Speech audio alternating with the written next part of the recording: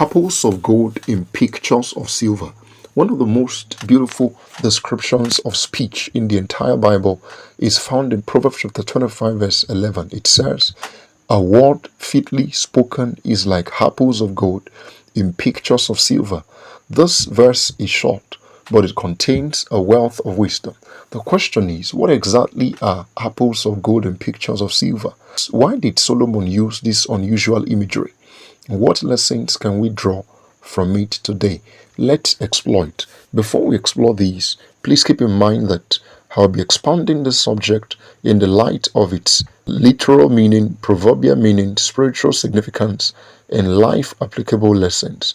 Now let's get right into it. The phrase apple of gold and pictures of silver refers to a beautiful artistic arrangement. The word translated pictures can also mean settings, carvings, baskets, or ornamental frames. Imagine a master craftsman creating an exquisite silver setting and placing within it a golden fruit or golden ornament. The result would be both valuable and beautiful. Not only is the gold precious, the silver setting enhances and showcases its beauty. The picture Solomon paints is one of perfect harmony, value, beauty, and suitability. Everything is in the right place. Everything fits perfectly. Now let's look at the proverbial meaning. Solomon is not really teaching about jewelry or artwork. He is teaching about words. Notice the comparison. A word fitly spoken. The emphasis is not merely on speaking truth. It is speaking the right truth at the right time, in the right way, to the right person. Many people know what to say. Fewer people know when and how to say it. A word may be true, yet poorly timed. A word may be correct, yet poorly delivered. A word may contain wisdom, yet be spoken without love. But a fitly spoken word possesses both truth and timing. It is like gold beautifully set in silver. Imagine a doctor with the right medicine. Medicine can save a life, but giving the wrong medicine to the right patient at the wrong time can cause harm. Likewise, words are powerful. Wisdom is not merely knowing the truth. Wisdom is knowing how to apply the truth appropriately. That is what Solomon is celebrating.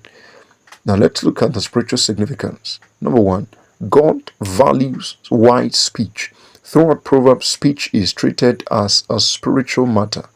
Proverbs chapter 18 verse 21 says, "Death and life are in the power of the tongue." God cares not only about what we say, but how we say it.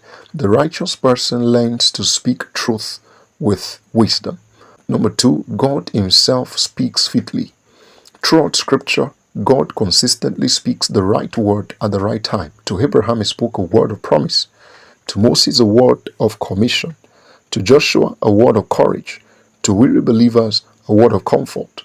Every divine word was appropriate for the moment. God's speech is the perfect example of a word fitly spoken. Number three, Jesus demonstrated this perfectly. Consider how Jesus dealt with different people. To the woman caught in adultery, he spoke mercy.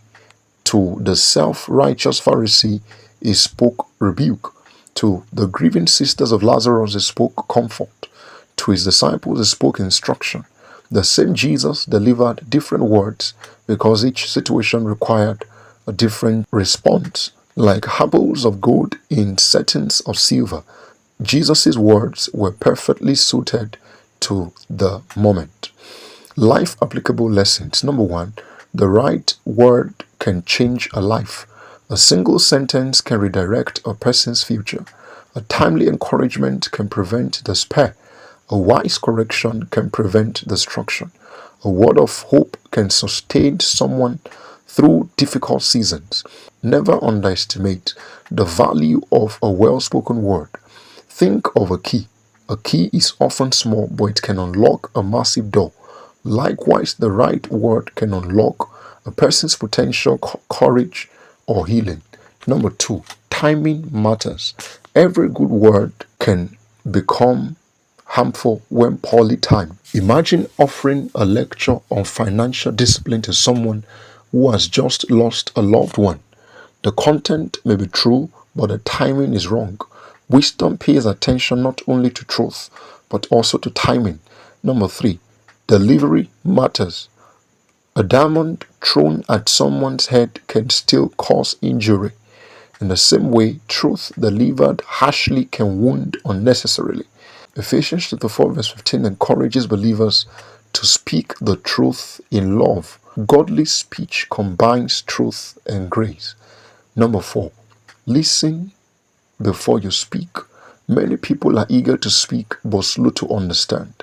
A tailor cannot make a garment fit without first taking measurements.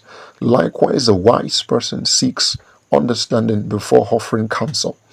The best words often come from careful listening. Number 5, make your words valuable. Gold and silver are precious because they are not common. Likewise, wise words are precious because they are thoughtful, intentional, and beneficial. Not every thought deserves expression. Not every opinion requires publication. A wise person learns the value of measured speech. When Solomon says, a word fitly spoken is like apples of gold and pictures of silver, he is teaching that rightly timed, wisely delivered, and appropriately spoken words are both beautiful and valuable. Like a masterpiece crafted from gold and silver, such words enrich everyone who receives them.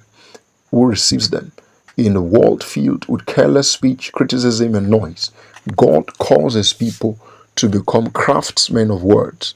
Words that heal, words that encourage, words that instruct, words that comfort, words that glorify God.